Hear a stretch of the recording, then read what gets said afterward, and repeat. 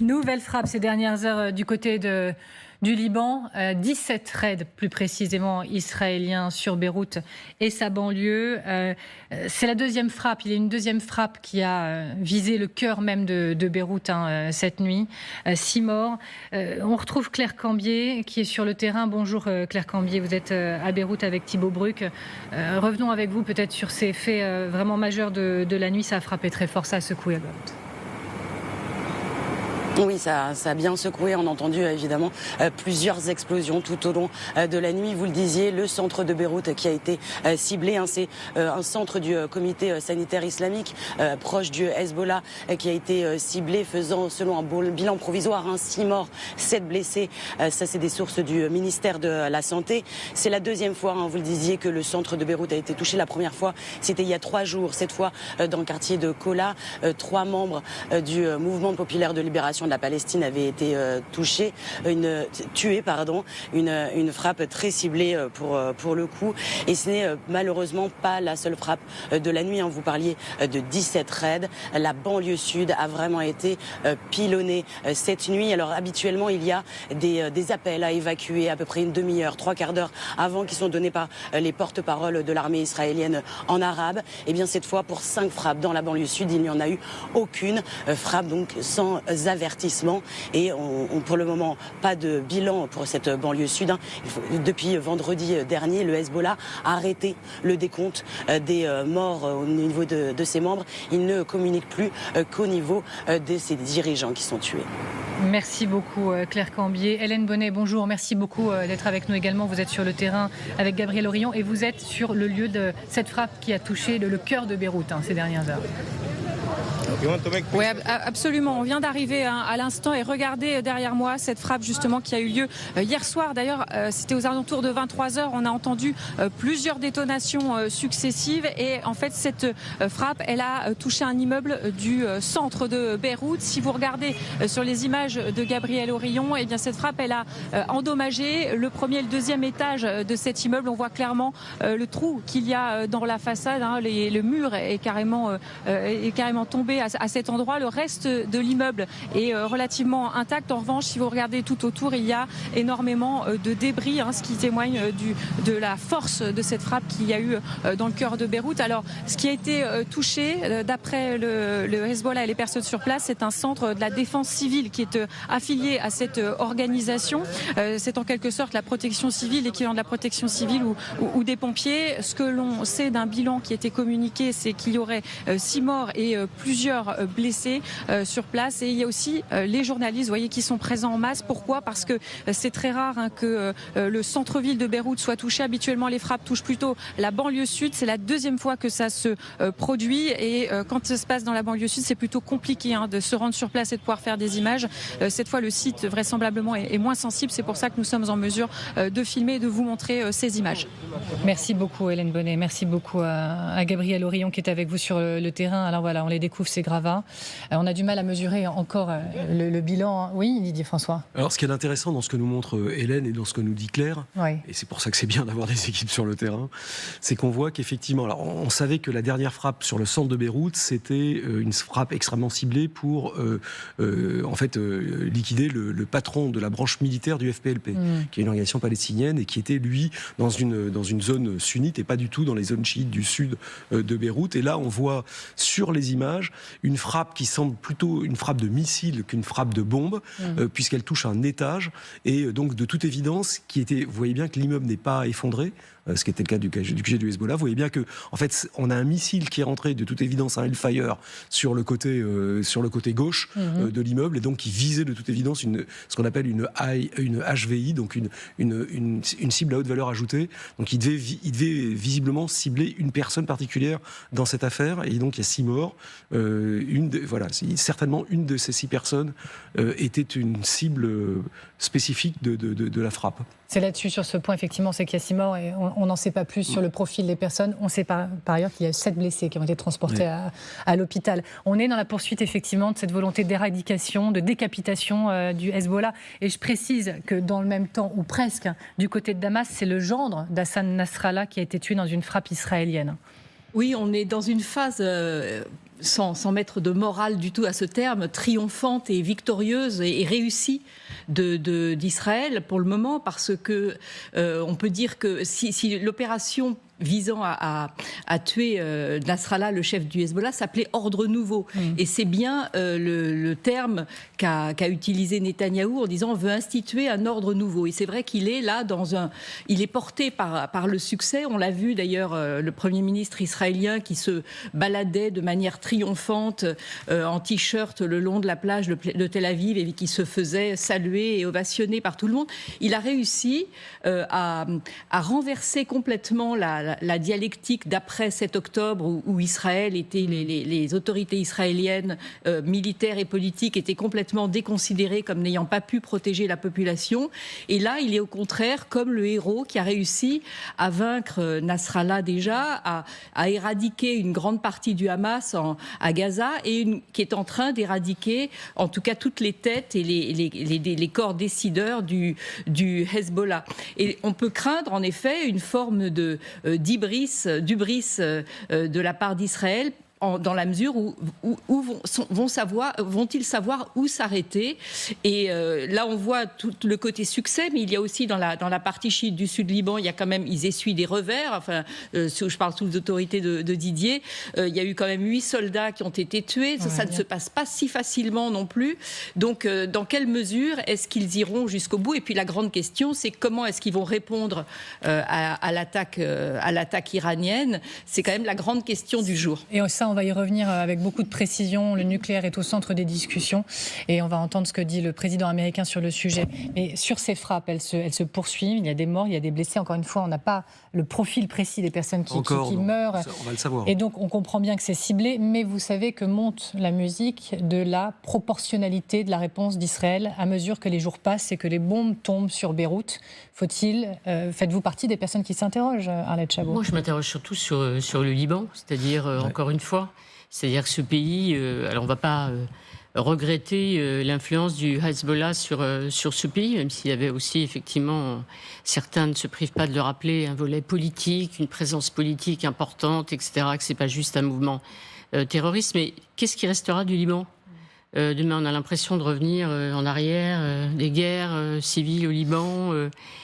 Qu'est-ce qui restera de ce pays ? Alors, on voit bien pour l'instant, il y a la France qui, effectivement, s'y intéresse. On a même un ministre qui va y retourner. Le ministre des Affaires étrangères devrait y retourner à la demande du président de la République.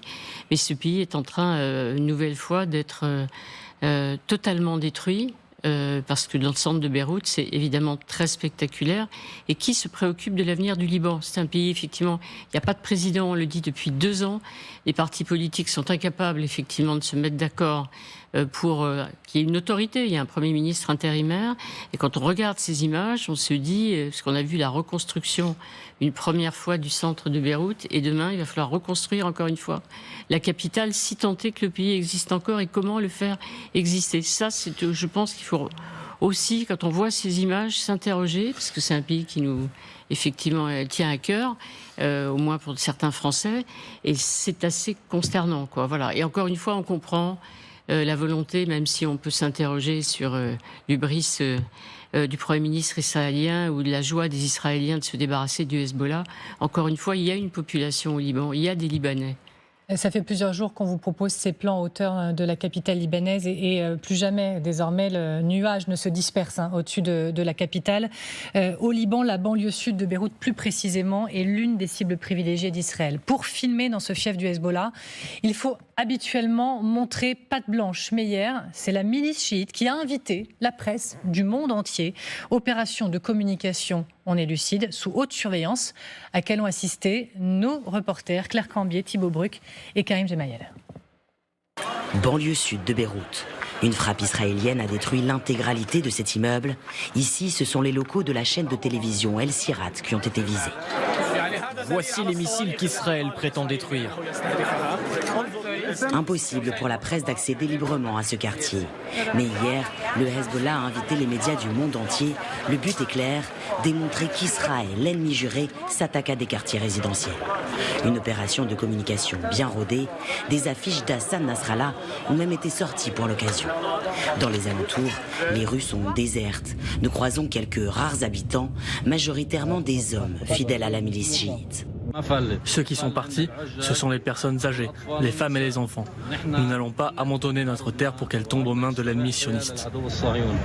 La situation est désespérante, c'est sûr. Les gens dorment dans la rue, on fait ce qu'on peut pour aider. Ici, une autre frappe survenue dans la nuit de mardi à mercredi. Et vous le voyez, de la fumée émerge encore des décombres. Depuis des jours, les frappes s'enchaînent dans cette banlieue de la capitale. Mohamed, un voisin, a eu très peur. Mais quand on lui demande s'il ne devient pas trop dangereux de vivre dans un des fiefs du Hezbollah... Moi, tout ce qui a rapport avec la politique, je veux pas m'y mêler. Les membres du Hezbollah ne sont jamais loin. Difficile ici de critiquer le mouvement. Un mouvement amputé de ses leaders mais qui ne s'avoue pas vaincu. Hier, plus de 240 roquettes ont été envoyées sur le nord d'Israël. Il y a 8 soldats israéliens qui sont morts dans les attaques qui ont lieu dans le sud du Liban, dans les incursions de Tsahal. On le rappelle, a annoncé le déploiement de nouvelles unités régulières d'infanterie et de blindés. Je vous propose d'écouter M. Galland, qui est ministre de la Défense et qui était au milieu de ces soldats hier. Vous pouvez ressentir une grande satisfaction pour ce que vous avez fait pour l'État d'Israël. Ceux qui portent atteinte à l'État d'Israël en paieront le prix. Et le dernier à la prendre est Nasrallah. Après de nombreuses années, et d'autres encore tout au long de cette guerre.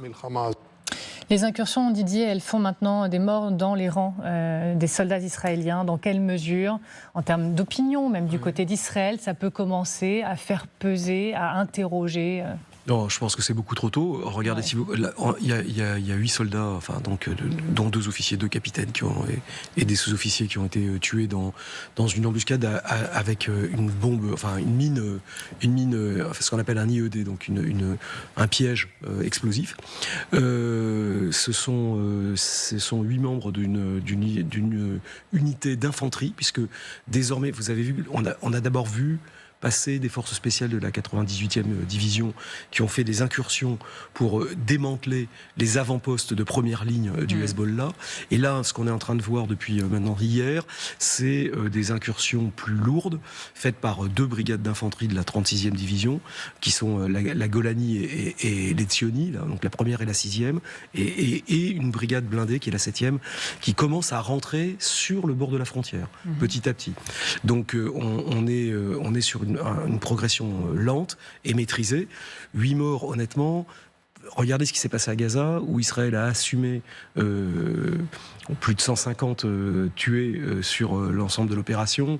Je pense qu'aujourd'hui, dans la logique israélienne, qu'elle soit celle de la population et plus encore celle du gouvernement et des militaires, c'est un prix qu'ils sont prêts à payer. Mais dans les esprits israéliens, il y a peut-être, et vous me direz ce que vous en pensez, quand même 2006, qui marque au fer rouge. On ouvre la boîte à archives et regardez ce témoignage d'un réserviste de l'armée israélienne qui raconte ce qui se passe sur le terrain. Dans le village libanais d'Aïta Hachab, il n'y avait plus aucun civil, seulement des hommes du Hezbollah.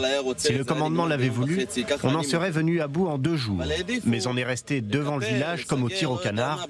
12 des nôtres sont morts pour rien. Là qu'il y avait la bataille. Alors, on entendait votre voix résonner. Désolé. Est-ce que vous nous disiez il y a un point intéressant à soulever? Alors oui, il y a plusieurs choses importantes qui, si on lit les 2 choses, 2006 et cette embuscade. L'embuscade, elle a eu lieu à côté d'un petit village qui s'appelle Ben Jail, qui est en face de Betula, en fait, qui est un bastion du Hezbollah depuis tout le temps. Dans les années 2000, pendant l'occupation israélienne, pendant 18 ans, c'était un des fiefs du Hezbollah qui résistait contre l'occupation israélienne. Lors des combats de 2006, c'est un endroit où il y a déjà eu, rappelez-vous, 8 parachutistes qui avaient été tués dans des combats extrêmement violents avec le Hezbollah. Il y avait une compagnie du Hezbollah avec des mecs, des hommes de leur force spéciale et de leur milice locale. Binjbel, c'est là que Nasrallah avait fait son discours de la victoire devant 100 000 personnes, justement après 2000, ce lieu-là, le lieu de Binjbel, résonne dans les dans les imaginaires collectifs et du Hezbollah et d'Israël comme un lieu d'affrontement permanent. C'est un symbole des deux côtés, en fait, cette embuscade à Beach Bell. Ça qui est intéressant, c'est que, oui, c'est ce qu'il y a de bien, je trouve que ce que vous avez fait est bien, c'est que on replace cet affrontement dans une histoire. Nous, on a toujours l'habitude, surtout dans télévision, dans les chaînes d'infos continues, on a l'impression que tout est rapide. Mais en fait, là, il faut bien comprendre qu'on s'inscrit dans une lutte à mort qui a commencé il y a longtemps, et au moins il y a 18 ans, oui, et qui là, en tout cas depuis 2006, on est dans une logique israélienne où ils ont appris de leur défaite, puisque de fait, ils n'ont pas réussi à obtenir d'imposer le rapport de... À la fin de la guerre de 2006, il y a eu cette fameuse résolution 1701 qui faisait que normalement le Hezbollah aurait dû se retirer de 30 km au nord de la frontière, puis finalement il ne l'a jamais fait, et Israël ne pouvait pas l'imposer. Vous voyez bien qu'ils ont aujourd'hui essayé de trouver une nouvelle stratégie qui ne soit pas la même que celle de 2006, qui, avec évidemment des incursions au sol, mais avant ils ont quand même décapité. Et donc vous voyez bien qu'on est sur quelque chose de différent, où Israël essaye de contourner cette difficulté qui est que le Hezbollah est extrêmement implanté dans cette région. C'est là que les gens vivent et que ça, c'est une vraie difficulté, non seulement militaire, mais aussi politique. Ça, c'est le passé, donc effectivement, c'était important de le regarder. L'avenir, la suite. Bon, la suite immédiate, c'est toujours la question de la riposte d'Israël après l'attaque de l'Iran. Joe Biden... C'est clair, il se dit opposé à des frappes israéliennes sur les installations nucléaires. Le président américain qui devait s'entretenir mercredi avec Benyamin Netanyahou justement sur la nature de la riposte. On va écouter le président américain. Seriez-vous favorable à une attaque contre les sites nucléaires iraniens ? La réponse est non. Nous discuterons avec les Israéliens de ce qu'ils vont faire.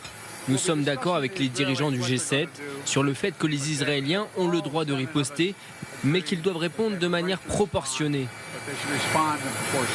Marion Van Rottergem, est-ce franchement surprenant de voir Joe Biden, on le comprend, tenter de retenir un peu le bras de Benyamin Netanyahou sur ce point ? C'est normal, sachant que Netanyahou, encore une fois, joue sur du velours dans la mesure où il a un soutien quasiment inconditionnel des Américains, que ce soit du côté de Donald Trump ou du côté de Kamala Harris. Et les deux candidats dans cette période préélectorale cruciale savent que celui qui ne soutient pas Israël est sûr de perdre l'élection. Donc ils jouent sur du velours en attendant le jackpot que serait l'élection de Donald Trump. Maintenant, évidemment, Joe Biden est dans son rôle en essayant de tempérer la riposte israélienne qui est évidemment dont la tentation est d'être massive, parce que l'attaque iranienne, qui n'était pas prévisible, enfin en tout cas beaucoup de gens n'avaient dit non, l'Iran n'osera pas répliquer à l'assassinat de Nasrallah. L'attaque a été absolument massive, avec un nouveau missile supersonique, enfin des nouveaux missiles, 180 missiles sur Israël. C'était d'une violence inouïe. Donc Israël est obligé de riposter, et comme le rappelait très justement Didier et votre archive, on ne peut pas détacher l'histoire dans cette région qui est incroyablement marquée par l'histoire, par la loi du talion. On peut dire que l'Ancien Testament joue comme une Bible, c'est le cas de le dire. Chacun se sent obligé de riposter, d'être dans la vengeance permanente, et on ne peut pas imaginer de raison. C'est toujours, tu m'as frappé, je vais te frapper plus fort. C'est comme ça que ça marche depuis toujours. Et donc là, c'est vrai que je ne pense pas qu'Israël puisse attaquer les installations nucléaires iraniennes sans l'aval des États-Unis. Donc la phrase de Joe Biden disant la communauté internationale s'oppose, enfin il parle au nom de la communauté, en tout cas du G7, s'oppose aux frappes sur les installations nucléaires, c'est quand même une manière de modérer. Simplement, malgré tout, Israël a d'autres moyens de répliquer que les installations nucléaires. Il y a les sites pétroliers, etc. Et l'Iran, de son côté, ne répliquera sans doute pas sur Israël directement, mais a des moyens d'aller attaquer soit les bases américaines au Proche-Orient, soit le détroit d'Ormuz, qui est un moyen de pression économique, commercial puissant, parce que si l'Iran décide de fermer le détroit d'Ormuz, là, les pétroliers ne pourraient plus circuler, personne n'y trouverait son compte, même les Chinois. Et donc là, on entre de nouveau dans une généralisation du conflit. On voit que donc, les États-Unis tentent de calibrer la riposte militaire de Netanyahou. Mais est-ce que les États-Unis peuvent y parvenir? Parce que Benyamin Netanyahou ne pourrait-il pas en faire qu'à sa tête? Il a prouvé qu'il en était largement capable ces derniers temps. Il a déjà prouvé. Et puis la question qui est posée, est posée par, d'ailleurs, dans beaucoup, pas uniquement aux États-Unis, mais on voit aussi un débat en Europe. Est-ce que c'est l'occasion ou jamais de se débarrasser aussi de la menace nucléaire? Il y a un avantage israélien. Et puisqu'on est dans la poursuite de l'hybris, et continuons et profitons-en pour se débarrasser de cette menace nucléaire. Et par la même occasion, essayons de renverser effectivement le pouvoir en se disant qu'ensuite il y aura un relais de la société civile iranienne qui ne demande qu'une chose, c'est de se débarrasser de l'ayatollah Khamenei et donc de changer totalement la situation. Donc c'est ça au fond le vrai débat. Et on entend certains qui se disent aujourd'hui, et même ici en France, en disant mais c'est l'occasion ou jamais, c'est l'opportunité, c'est ce que disait l'ancien Premier ministre israélien Naftali Bennett, mais c'est ce qu'on dit aussi en Europe et même en France. Si on ne le fait pas maintenant, il faudra qu'un jour ou l'autre on tranche ce problème du nucléaire iranien et essayons encore une fois de nous débarrasser du régime des mollahs. Donc c'est ça aussi qui est en question. Au-delà, évidemment, il y a ce que veulent les Américains, ce que ne veulent pas non plus les Européens, c'est-à-dire cette attaque sur le nucléaire, mais c'est un débat en disant c'est une chance historique, c'est un moment, on peut y aller, on peut y arriver. Est-ce qu'on le fait ou est-ce qu'on ne le fait pas? Il y a des problèmes militaires évidemment, et ça c'est Didier qui le sait beaucoup mieux que moi et pourrait l'expliquer, mais au-delà, c'est effectivement une interrogation. Que faire? Sinon, oui, il y a effectivement les installations pétrolières et certains disent déjà, attention, ça va faire monter le prix du pétrole, donc c'est pas une bonne idée. Donc sérieusement, je pense que la question fondamentale, elle est là. Est-ce qu'il y a une opportunité qu'il faut saisir ou pas? Didier François. Il y a une difficulté Alors il y a une difficulté politique sur le nucléaire iranien, mais il y a aussi une difficulté effectivement militaire. Arlette a raison. Il y a 15 ans que les Occidentaux travaillent en planification sur comment ça serait possible, effectivement, techniquement, de détruire les capacités d'enrichissement iraniennes. C'est extrêmement complexe, y compris avec les Américains. C'est-à-dire que déjà, sans un certain nombre de matériaux américains par des simples bombardements, ce n'est pas faisable. Voilà. C'est grosso modo donc ça ne veut pas dire que c'est impossible, mais ça ne peut pas être fait que par une frappe. Voilà. Et donc ça doit être une planification de campagne qui serait extrêmement lourde et multi-vecteur, comme on dit. Donc ça faudrait une combinaison de plein de choses, dont du cyber, etc. Il n'y aura pas de frappe magique qui détruira le nucléaire iranien. C'est en tout cas... Ils peuvent retarder malgré tout. En fait, le problème, ça dépend parce que retarder... Le problème du nucléaire iranien, c'est qu'aujourd'hui, l'Iran est arrivé à un stade de compétences scientifiques et techniques suffisantes pour, de toute façon, pouvoir toujours y revenir. Donc oui, on peut retarder, on l'a déjà fait retarder. Mais à la sortie, la question, c'est que si on le fait maintenant comme ça, l'objectif étant qu'il ne se dote jamais d'une bombe nucléaire, alors qu'à ce stade, ils sont à la limite du seuil, mais que la décision politique de basculer dans le fait de se doter n'a pas été prise, si on décide d'aller taper là-dessus, là aussi, on n'a pas d'éléments sur quelle sera la décision qui sera prise derrière.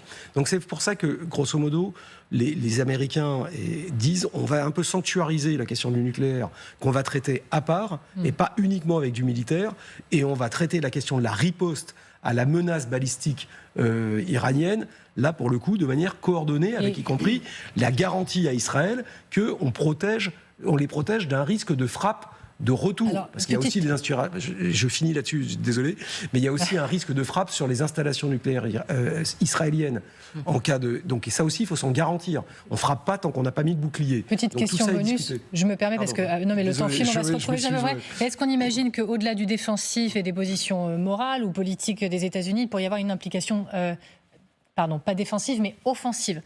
Est-ce que les États-Unis peuvent s'impliquer offensivement en réponse à l'Iran? Oui, ça c'est pas impossible. Je pense que ça sera pas de l'action directe, mais ne serait-ce que en renseignement, en capacité à laisser les Iraniens traverser des espaces aériens, en coordination avec les différentes forces aériennes sur place. C'est CENTCOM qui a coordonné la réponse à l'interception des missiles, et c'est CENTCOM qui laisse. Enfin, tout est vu là-bas. CENTCOM, en fait, c'est le centre de commandement américain pour la région qui coordonne l'ensemble des aviations locales, dont la française, mais les Jordaniens, les Saoudiens, etc. Tout ce qui vole, ils le voient. Donc rien ne se fait sans que, finalement, d'un certain point de vue, ça soit pas au moins déconflicté, comme on dit en termes élégants et militaires, avec CENTCOM, Dans donc, un le instant. commandement américain.